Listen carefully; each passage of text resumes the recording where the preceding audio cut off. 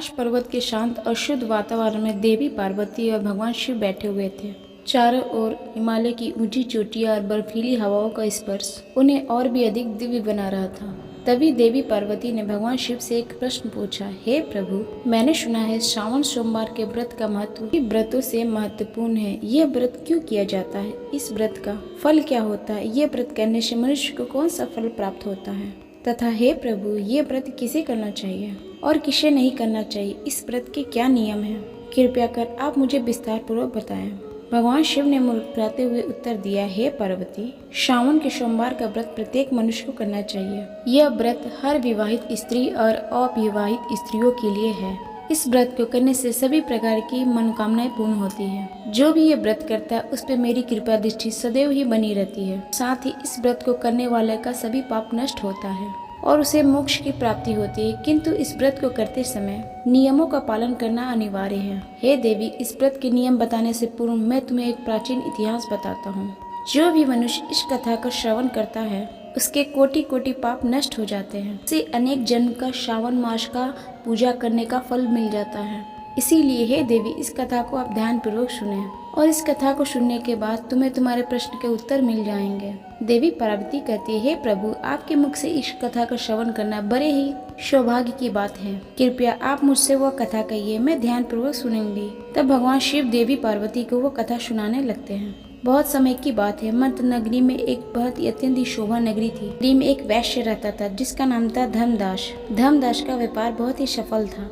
उसे समाज में काफी मान सम्मान था। उसके पास अत्यधिक धन भी थी, परंतु वह अपने धन का उपयोग अच्छे कार्यों में करता था। धर्मदास की एक सुंदर पत्नी थी जिसका नाम था सुमन। सुमन एक पतिव्रता स्त्री थी जो अपने पति की सेवा किया करती थी और साथ ही वह हमेशा भगवान शिव की आराधना में लीन रहा करती थी। वह हमेशा भगवान शिव से आशीर्वाद की कामना किया करती। धर्मदास और सुमन दोनों ही शिव भगवान के सच्चे भक्त थे। नित्य दिन भगवान शिव की आराधना किया करते थे। फिर जब श्रावण का महीना शुरू होने वाला होता है, जब सुमन अपने पति से कहती है, हे स्वामी, मैं श्रावण सोमवार का व्रत करने का सोच रही हूँ। इस व्रत के बारे में मैंने सुना है, इसे करने से भगवान शिव की कृपा प्राप्त होती है और साथ ही सभी मनोकामना पूर्ण होती है। आप भी इस व्रत को करें जिसके कारण हमारे जीवन में सुख शांति बनी रहे। धर्मदास अपनी पत्नी की बात सुनकर उत्तर दिया, सुमन, मैं तुम्हारी बात से सहमत हूँ। हम दोनों मिलकर इस व्रत को करेंगे और साथ ही भगवान शिव का आशीर्वाद प्राप्त करेंगे। श्रावण का पहला सोमवार आया। सुमन ने बड़े विधि विधान के साथ पूजा किया।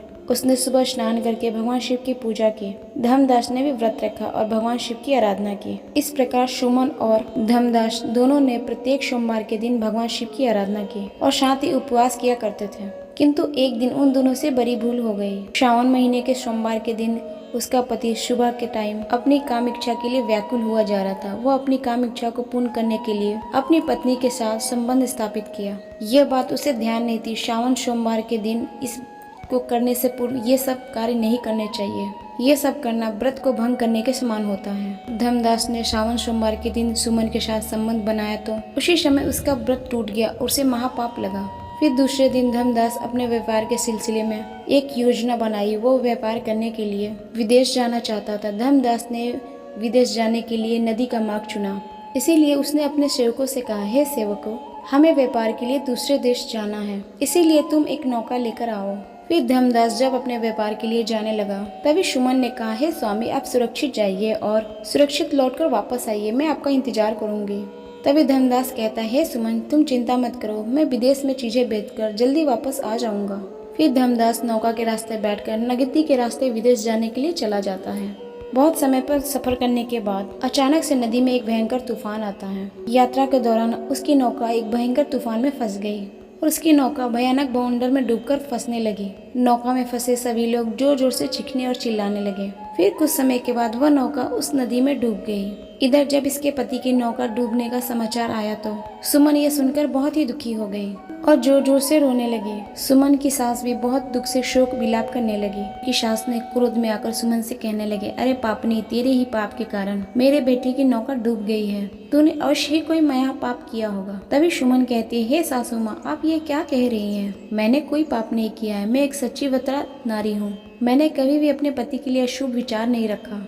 तभी सुमन की सास कहती है, अरे उल्टा, तुम तो बहुत ही बोली बन रही हो। मैं सब जानती हूँ तेरी जैसी पापनी स्त्रियों के बारे में, जिसके पति जवानी में ही मर जाते हैं। तूने ही कोई न कोई घोर पाप किया है, जिस कारण से तू विधवा हो गई है। अब इस घर में तू निवास नहीं कर सकती, इसीलिए शीघ्रता से इस घर को छोड़कर चली जा। तभी सुमन कहती है, हे सासू माँ, मैं अब कहाँ जाऊँ? मेरे पति के अलावा इस दुनिया में कोई नहीं है। कृपया मुझे घर से ना निकालिए। मुझे विश्वास है मेरे पति जीवित हैं, वे जरूर लौट के आएंगे। तभी सुमन की सास कहती है, अरे दुष्टा, तू मेरे बेटे को खा गई और कह रही है तुझे मैं अपने घर में रहने दूं? तू अब यहाँ से निकल और कहीं पे भी चली जा। तू चाहे तो जिस नदी में डूबकर तेरा पति मर गया है वहीं जाकर तू भी मर जा। इतना कहकर सुमन की सास ने उसे धक्के मारकर घर से बाहर निकाल दिया। तभी सुमन घर से निकलकर चली जाती है। चलते चलते वह एक जंगल में पहुंच जाती है। उसी जंगल में एक विशालकाय वृक्ष होता है। उस वृक्ष के नीचे सुमन को एक प्राचीन शिव मंदिर दिखाई देता है। सुमन उस मंदिर में जाती है तो देखती है उस स्थान पर कोई नहीं है। सुमन शिवलिंग के पास जाकर भगवान शिव से प्रार्थना करने लगती है, हे प्रभु, मुझे ऐसी क्या भूल हो गई जिसके कारण मुझे इतना बड़ा दंड मिला। हे भोलेनाथ, आप तो दया के सागर है, समाज चराचरों को माफ कर देते हैं। फिर मेरे द्वारा ऐसा क्या पाप हो गया जो क्षमा के योग्य नहीं है? हे प्रभु, कृपया मुझे मेरी भूल के लिए क्षमा करें और मेरी पति की रक्षा करें। सुमन वहीं बैठकर बहुत देर तक रोने लगती है, लेकिन भगवान शिव उसका जवाब नहीं देते। तभी सुमन सोचती है, यदि मेरे पति के मृत्यु होने का मैं ही जिम्मेदार हूँ तो मुझे जीवित रहने का कोई हक नहीं है। एक पतिव्रता स्त्री को उसे अपने पति के साथ ही मर जाना चाहिए। फिर सुमन अपने प्राण त्यागने के बारे में सोचने लगती है। वो भगवान शिव से कहते, हे प्रभु, मेरे द्वारा जो भी पाप हुए हैं उसके लिए मुझे क्षमा करो। अब मैं अपने प्राण त्यागने जा रही हूँ। मैं उसी नदी में कूदकर अपने प्राण त्याग दूंगी जिस नदी में मेरे पति की मृत्यु हुई है। ऐसा निश्चय करके सुमन उस नदी के पास पहुंच जाती है जिसमें उसके पति की नौका डूबी थी। ऊपर से भगवान शिव ये सब कुछ देख रहे थे। जब सुमन उस नदी के किनारे पहुंच गई और उसमें कूदने लगी, तभी भगवान शिव एक साधु का रूप धारण करके उस स्थान पर प्रकट होते हैं और सुमन से कहते हैं, हे पुत्री, रुक जाओ, ये क्या तुम अनर्थ कर रही हो? तभी सुमन देखती है एक साधु महाराज उसे रुकने का प्रयत्न कर रहे हैं। तभी सुमन कहती है, हे मुनिवर, मुझे ना रुकिए, मुझे जीवित रहने का कोई अधिकार नहीं। मेरे पति इसी नदी में डूबकर प्रलोक जा चुके हैं, इसीलिए मैं इसी नदी में डूबकर अपना प्राण त्याग रही हूँ। तभी साधु जी कहते हैं, हे पुत्री, रुक जाओ, किसी भी मनुष्य को अपने प्राण त्यागने का अधिकार नहीं है, यह महापाप कहा गया है। तभी सुमन कहती है, हे साधु महाराज, न जाने मेरे द्वारा कौन सा पाप हो गया है जिस कारण से मेरे पति मुझे छोड़कर परलोक चले गए। तभी साधु कहते हैं, हे पुत्री, मैं तुम्हारे बारे में जानता हूँ, इसीलिए तुम चिंता और शोक छोड़ दो। तुम्हारे साथ जो हुआ है उसका कारण तुम्हारे द्वारा किया गया पाप ही है। सुमन कहती है, हे साधु महाराज, कृपया कर मुझे बताइए, मेरे द्वारा ऐसा कौन सा पाप हुआ है और उस पाप का प्रायश्चित मुझे कैसे करना चाहिए?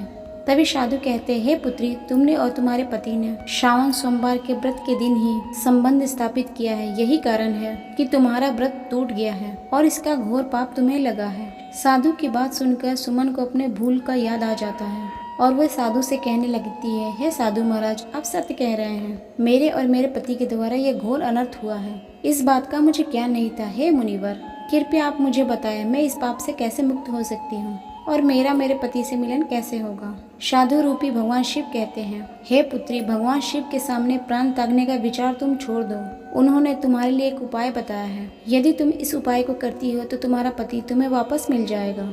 तभी सुमन कहती है, हे मुनिवर, कृपया कर शीघ्रता से बताएं, वो कौन सा उपाय है जो मैं अपने पति को वापस पाने के लिए कर सकती हूँ?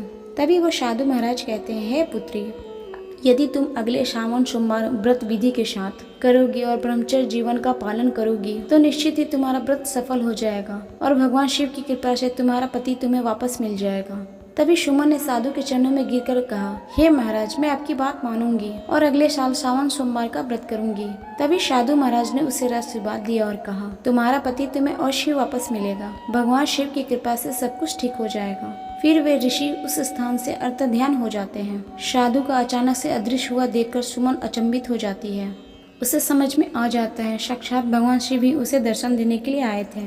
सुमन ने भगवान शिव की बात मानी और 1 साल तक शिव मंदिर में रही और फिर श्रावण सोमवार के दिन सभी विधि का पालन करते हुए व्रत किया और उसने दिन रात भगवान शिव की आराधना की और साथ ही अपने पति की सुरक्षा के लिए प्रार्थना की। श्रावण मास के दिन सुमन ने विधि पूर्वक व्रत करते हुए भगवान शिव से प्रार्थना की कि उसकी मनोकामना पूर्ण हो जाए और प्रार्थना जैसे ही करी भगवान शिव प्रकट हो गए और दर्शन देके कहा, हे पुत्री, तुम्हारी भक्ति और पूजा से मैं प्रसन्न हूँ। तुम्हें जो भी वर चाहिए मांग लो, मैं तुम्हारी पूजा से प्रसन्न हुआ हूँ। तभी सुमन कहती है, हे प्रभु, मेरे ही पाप के कारण मेरे पति से मेरा वियोग हो गया है, कृपया मुझे मेरा पति लौटा दीजिए। तभी भगवान शिव कहते हैं, हे पुत्री, तुम्हें तुम्हारा पति अवश्य मिल जाएगा। अब तुम शीघ्रता से नदी के पास जाओ, तुम्हें तुम्हारा पति नदी के पास ही मिलेगा। इतना कहकर भगवान शिव अंतर्ध्यान हो जाते हैं। सुमन भगवान शिव को प्रणाम करती है और दौड़ती हुई नदी के पास जाती है और देखती है उसका पति धर्मदास नौका में बैठकर आ रहा है। अपने पति को जीवित देखकर सुमन बहुत ही प्रसन्न हुई। फिर धर्मदास नौका से नीचे उतर गया और सुमन को देखते ही उसने कहा, सुमन, भगवान शिव ने हमारी रक्षा की है, मैं तुम्हारे पास वापस आ गया। सुमन अपने पति को देखकर उसने भगवान शिव को धन्यवाद दिया। प्रभु, आपकी कृपा से ही मेरे पति की जान बची है, मेरे आपके प्रति हमेशा चिंतित रहूंगी। फिर धर्मदास ने भी भगवान शिव का आभार प्रकट करते हुए कहा, हे प्रभु, आपके कारण ही हम दोनों एक दूसरे के साथ हैं। मैं हमेशा आपका धर्म का पालन करूंगा और आपका व्रत का पालन करूंगा और आपकी आराधना करेंगे। इस प्रकार सुमन के व्रत के कारण उसके पति की जान बच गई और उनका जीवन सुखमय हो गया।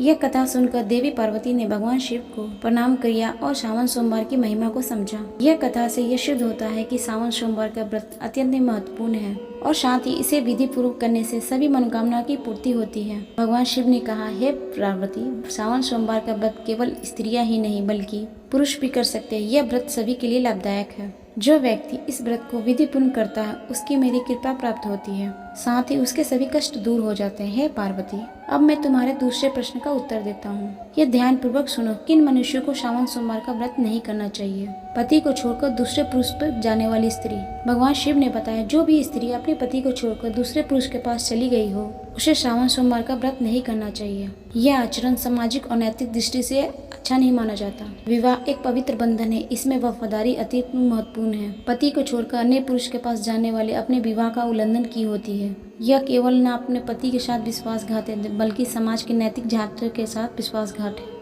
सावन सोमवार का व्रत जो शिव भगवान और पार्वती जी के आदर्श प्रेम का प्रतीक है, जो ऐसे व्यक्तियों द्वारा करना उचित नहीं है। दूसरा है पत्नी के अलावा अन्य स्त्री के साथ संबंध रखना। ऐसे पुरुष को कभी नहीं करना चाहिए। यह आचरण में विवाह बंधन के प्रति आचरण नहीं है। विवाह में पति और पत्नी के बीच निष्ठा का बंधन होता है और इसे तोड़ना नैतिक रूप से अच्छा नहीं माना जाता। इसीलिए ऐसे पुरुषों को भी नहीं करना चाहिए जो पराई स्त्रियों के साथ संबंध रखते हैं। सावन सोमवार का व्रत शिव पार्वती के प्रति प्रेम और आदर्श का समर्पण देता है। इस व्रत का पालन केवल वही कर सकते हैं जो इन सभी का पालन करते हैं। तीसरे है मांसाहार करने वाले लोग। शिव जी ने मांसाहार खाने वाले के लोगों के बारे में स्पष्ट बताया है, उन्हें ये व्रत नहीं करना चाहिए। शिव जी पशुपति हैं, वे किसी भी प्राणी के प्राण लेने से क्रोधित हो जाते हैं। मांसाहार से प्राणियों की हत्या होती है और ये भगवान शिव के सिद्धांतों के विपरीत है। मांसाहार करने वाले लोग व्रत के पवित्र बातों को समझ नहीं पाते हैं, उसे पालन करने में असमर्थ होते हैं। सावन सोमवार का व्रत आत्म संयम और शुद्धि का प्रतीक है। इसका पालन वही कर सकते हैं जो अहिंसा और शांति के